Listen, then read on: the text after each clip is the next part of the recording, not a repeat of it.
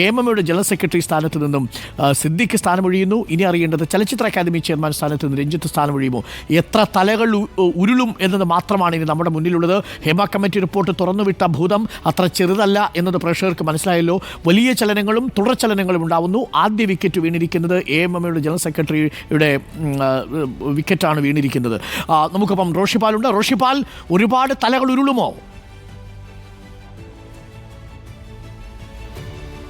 Arunkumar, Hema committee report പുറത്തു കൊണ്ടുവരാൻ ആർക്കാണ് ഇത്ര തിരക്കുന്നത് ചോദിച്ച സിനിമാ മന്ത്രിയാണ് ഇതിന് മറുപടി പറയുന്നത്. കാരണം അന്ന് ഇപ്പോൾ വ്യക്തമാകുന്നുണ്ടല്ലോ, ഹേമ കമ്മിറ്റി റിപ്പോർട്ട് വരുമ്പോൾ ഈ പീഡനം നടത്തിയവർ തന്നെ ഈ സംഘടനകളെ നയിക്കുന്നു എന്നൊരു കാര്യം. അവിടെ ആ സംഘടനകളെ നയിക്കുമ്പോൾ ആ സംഘടനയിൽ പ്രവർത്തിക്കുന്ന ആ താരങ്ങൾക്ക് എങ്ങനെയാണ് നീതി കിട്ടുക എന്നടക്കമുള്ള ഒട്ടേറെ ചോദ്യങ്ങൾ സമൂഹത്തിന് മുന്നിലുണ്ടായിരുന്നു. ആ ചോദ്യങ്ങൾക്കുള്ള ഉത്തരങ്ങൾ വരും ദിവസങ്ങളിൽ ലഭിക്കും. ആരൊക്കെ പീഡനങ്ങൾക്ക്, വേട്ടയാടലുകൾക്ക് നേതൃത്വം നൽകിയെന്ന് പുറത്തു വന്ന ഹേമ കമ്മിറ്റി റിപ്പോർട്ടിൽ ഇല്ലെങ്കിൽ പോലും, അതിൻ്റെ സൂചനകൾ മാത്രമാണ് ഉള്ളതെങ്കിൽ പോലും, ഹേമ കമ്മിറ്റി റിപ്പോർട്ട് പുറത്തു വന്നതോടെ വേട്ടയാടപ്പെട്ട അതിജീവിതമാർക്ക് ലഭിച്ച ഒരു ആത്മധൈര്യമുണ്ട്. ആത്മധൈര്യത്തിൻ്റെ പേരിലാണ് അവർ ഈ വെളിപ്പെടുത്തലുമായി പൊതുമധ്യത്തിലേക്ക് എത്തുന്നത്. അതിന് മാധ്യമങ്ങളും പൊതുസമൂഹവും നൽകുന്ന പിന്തുണയ്ക്കനുസരിച്ചായിരിക്കും കൂടുതൽ പേർ വേട്ടയാടിയ ആ കുറ്റാരോപിതരെ നിയമത്തിന് മുന്നിൽ കൊണ്ടുവരാൻ ഇതുപോലെ വെളിപ്പെടുത്തലുമായി രംഗത്ത് വരിക.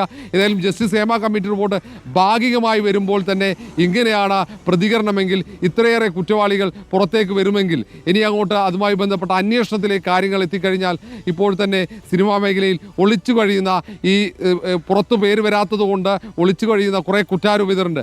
അവരെ കൂടി നിയമത്തിന് മുന്നിൽ കൊണ്ടുവരാൻ മാത്രമല്ല പൊതുസമൂഹത്തിന് മുന്നിലേക്ക് അവരുടെ യഥാർത്ഥ മുഖം കൊണ്ടുവരാൻ കഴിയും എന്നത് തന്നെയാണ് പ്രതീക്ഷിക്കുന്നത്. ഏതായാലും ആദ്യത്തെ വിക്കറ്റാണ് ഇപ്പോൾ വീണിരിക്കുന്നത് സിദ്ദിഖിൻ്റെ രാജിയിലൂടെ. ഇനി അടുത്തത് രഞ്ജിത്താണ്.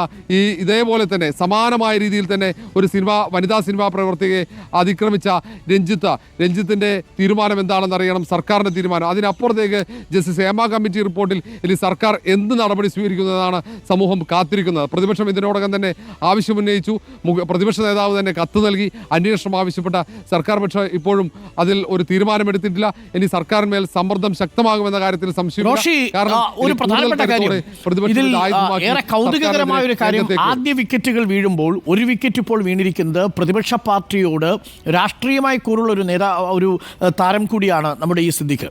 തീർച്ചയായും ഇന്നലെ ഇടതുപക്ഷ പ്രൊഫൈലുകളിൽ വളരെ ശക്തമായി സിദ്ദിഖിനെതിരെയുള്ള ആക്രമണം ഉണ്ടായിരുന്നു. ഈ നടിയുടെ വെളിപ്പെടുത്തൽ വന്നതിന് ശേഷം സിദ്ദിഖ് രാജിവെക്കണം, സിദ്ദിഖിനെതിരെയുള്ള ആക്രമണം കടുപ്പിക്കുന്നുണ്ട്. കാരണം മറുഭാഗത്ത് ഇടതുപക്ഷത്തോട് ചേർന്ന് നിൽക്കുന്ന CPM പാർട്ടിയോട് ചേർന്ന് നിൽക്കുന്ന, താൻ തന്നെ പഴയ SFI-കാരനാണെന്ന് വീമ്പ് പറയുന്ന ഒരു ചലച്ചിത്ര അക്കാദമി ചെയർമാനെതിരെ യൂത്ത് കോൺഗ്രസ് ആണ് പ്രതിഷേധം സംഘടിപ്പിക്കുന്നത്.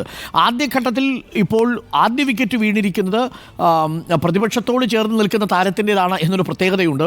മറുഭാഗത്ത് നിൽക്കുന്നത് മറുപക്ഷത്തിനോട് ചേർന്ന് നിൽക്കുന്ന ഒരു താരത്തിൻ്റെതാണ്. ഇതിൽ രാഷ്ട്രീയ കക്ഷിഭേദമില്ലാതെയാണ് ഈ പറയുന്ന കുളിമുറിയിൽ എല്ലാവരും നഗ്നരായിരിക്കുന്നത് എന്നതുകൂടിയല്ലേ നമ്മൾ പ്രേക്ഷകരിലേക്ക് എത്തിക്കേണ്ടത്. അതുകൊണ്ട് ഒരു കക്ഷിയും ഇവരുടെ പിന്തുണയ്ക്ക് വരാതിരിക്കുകയാണ് ഏറ്റവും ഉചിതം. നമ്മളിപ്പോൾ കേൾക്കുന്ന വാർത്തയനുസരിച്ച് ഈ ചലച്ചിത്ര അക്കാദമി ചെയർമാൻ സ്ഥാനത്ത് ഈ രഞ്ജിത്ത് തുടരുമ്പോൾ പാർട്ടി സെക്രട്ടറിയുടെ മകനുമായി ബന്ധപ്പെട്ട അലിഗേഷൻ കൂടി പ്രതിപക്ഷം ഉയർത്തുന്നു. ആ ഘട്ടത്തിലാണ് സിദ്ദിഖിന് രാജിയും ഉണ്ടാവുന്നത്. കക്ഷി രാഷ്ട്രീയ ഭേദത്തിനപ്പുറമാണ് ഈ പീഡകന്മാർ നമ്മുടെ സമൂഹത്തിൽ വിലസുന്നത് എന്നതല്ലേ വ്യക്തമാവുന്നത് ഋഷി?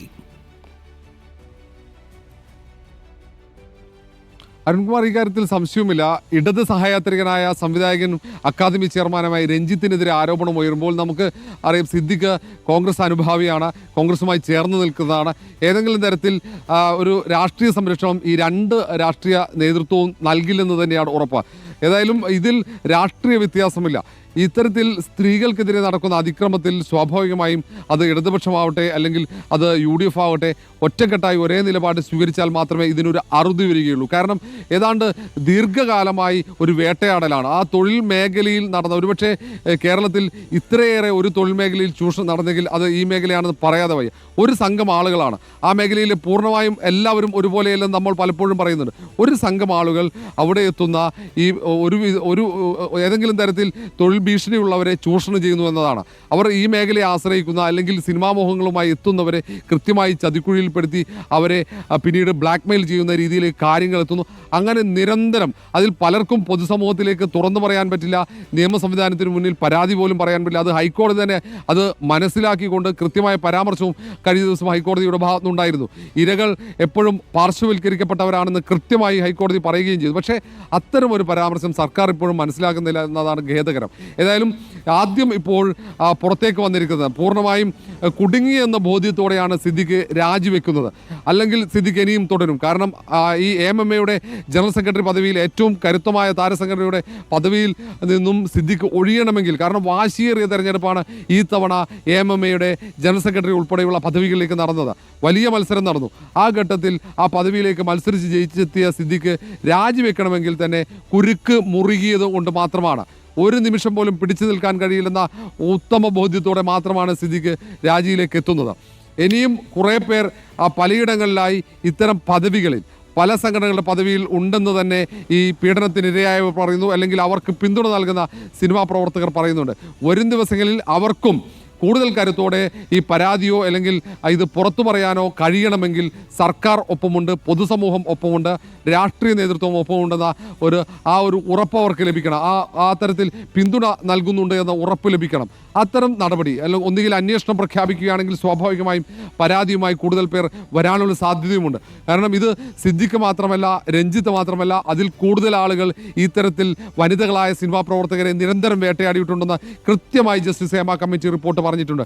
ഒന്ന്, അരുൺകുമാർ, നമ്മൾ ഒരിക്കൽ കൂടെ വേണം ഈ ജസ്റ്റിസ് ഹേമ കമ്മിറ്റി റിപ്പോർട്ടിൻ്റെ ഭാഗികമായ ഭാഗങ്ങൾ പുറത്തു വന്നതുകൊണ്ട് മാത്രമാണ് ഇങ്ങനെയുള്ള ക്രൂരതകളുടെ ആ ഒരു കഥ പുറത്തേക്ക് വരുന്നതും ഇത്തരത്തിൽ ആളുകൾ നേതൃസ്ഥാനങ്ങളിൽ ഇത്രയും കാലമായി ഈ AMMA എന്ന ഈ സംഘടനയുടെ നേതൃപദവിയിലിരിക്കുന്ന ഒരാൾ തന്നെ, അല്ലെങ്കിൽ ആ പദവിയിലേക്ക് ഇപ്പോഴെത്തിയ ഒരാൾ തന്നെ ഇത്തരം ക്രൂര കൃത്യങ്ങൾക്ക് നേതൃത്വം നൽകിയെന്ന് പറയുമ്പോൾ അയാളുടെ യഥാർത്ഥ മുഖം പുറത്തേക്ക് എത്തിക്കാൻ ഹേമ കമ്മിറ്റി റിപ്പോർട്ട് പുറത്തു വന്നത് ഒരു കാരണമാണെന്ന് പറയാതെ വയ്യ.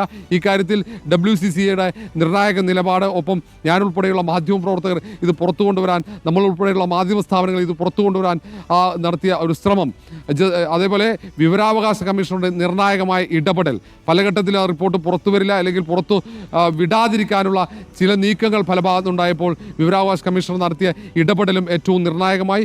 ഏതായാലും ഇനി രഞ്ജിത്തിൻ്റെ നിലപാട് പ്രധാനപ്പെട്ടതാണ്. ഇനി രാഷ്ട്രീയ നേതൃത്വം, ഇപ്പോൾ കോൺഗ്രസ് നേതൃത്വത്തിന് ഉൾപ്പെടെയുള്ള പ്രതികരണം വരണം. കോൺഗ്രസുമായി അടുപ്പമുള്ള ഒരാൾ കൂടിയാണ് സിദ്ദിഖ് എന്നുള്ളത് കൊണ്ട്. പ്രിയപ്പെട്ട പ്രേക്ഷകർ, നിങ്ങൾ ഓർമ്മിക്കുന്നുണ്ടാവും, തിലകനെതിരെ ഈ സംഘടന എടുത്ത നിലപാട്, മാളയ്ക്കെതിരെ ഈ സംഘടന എടുത്ത നിലപാട്, വിനയനെതിരെ ഈ സംഘടന എടുത്ത നിലപാട്, ഷമ്മി തിലകനെതിരെ ഈ സംഘടന എടുത്ത നിലപാട്, കാര്യങ്ങൾ തുറന്നു പറയാൻ പുറത്തു വരുന്നവരെ എങ്ങനെയാണ് ഈ സംഘടന കൈകാര്യം ചെയ്തിരുന്നത് എന്നത് പ്രേക്ഷകർ ഓർമ്മിക്കുന്നുണ്ടാവും. ഒടുവിൽ നടി ആക്രമിക്കപ്പെട്ട കേസ് നടക്കുമ്പോൾ പോലും ഇന്നിപ്പോൾ ഭരണപക്ഷത്തിൻ്റെ MLA ആയിരിക്കുന്ന ഒരു നടൻ പറഞ്ഞത് നമ്മൾ കേട്ടതാണ്. രണ്ടുപേരും നമ്മുടെ മക്കളാണ് എന്നാണ് പറഞ്ഞത്. ആരൊക്കെ? ഇരയാക്കപ്പെട്ട കുട്ടിയും വേട്ടക്കാരനാണെന്ന് ആരോപിക്കപ്പെട്ടിട്ടുള്ള നടനും എന്നുള്ളതാണ്. അതാണ് ആ AMMA എന്ന സംഘടനയുടെ ഒരു സാമൂഹിക ഘടന എന്ന് പറയുന്നത്. അതിൻ്റെ തലപ്പത്തേക്ക് മീറ്റുവിൽ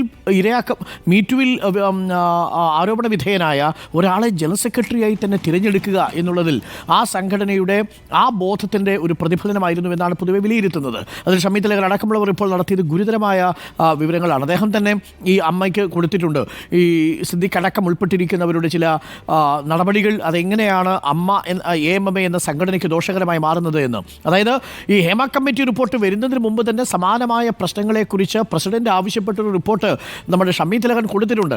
അതിൽ ഈ പറയുന്ന AMMയുടെ ഇപ്പോഴത്തെ ജനറൽ സെക്രട്ടറി ആയിരുന്ന സിദ്ദിഖിൻ്റെ പേരടക്കം പരാമർശിച്ചിട്ടുണ്ട്. കോമ്പറ്റീഷൻ കമ്മീഷൻ്റെ കേസിൽ അധീശത്വം, ഈ സംഘടനയിലും സിനിമാ മേഖലയിലും അധീശത്വമുള്ളവരുടെ പട്ടികയിൽ ഈ സിദ്ദിഖ് ഉൾപ്പെട്ടിട്ടുണ്ട് എന്നുള്ളതാണ്. സ്വാഭാവികമായും അവർ തന്നെയാണല്ലോ പവർ ഗ്രൂപ്പിൽ വരിക. ഈ നടിയെ ആക്രമിച്ച കേസിൽ ആരോപണ വിധേയനായ ആൾക്കൊപ്പം നിലപാടെടുത്തയാളാണ് സിദ്ദിഖ് എന്നുള്ളത് പ്രേക്ഷകർ മനസ്സിലാക്കണം. ആദ്യമായി ജയിലിൽ പോയി കണ്ടതും ഇതേ സിദ്ദിഖാണ്. ആദ്യമായി ഈ നടൻ അനുകൂലമായിട്ടുള്ള പ്രസ്താവന ഇറക്കിയ നടന്മാരിലും മുൻപന്തിയിലായിരുന്നു സിദ്ദിഖ് എന്നുള്ളതാണ്.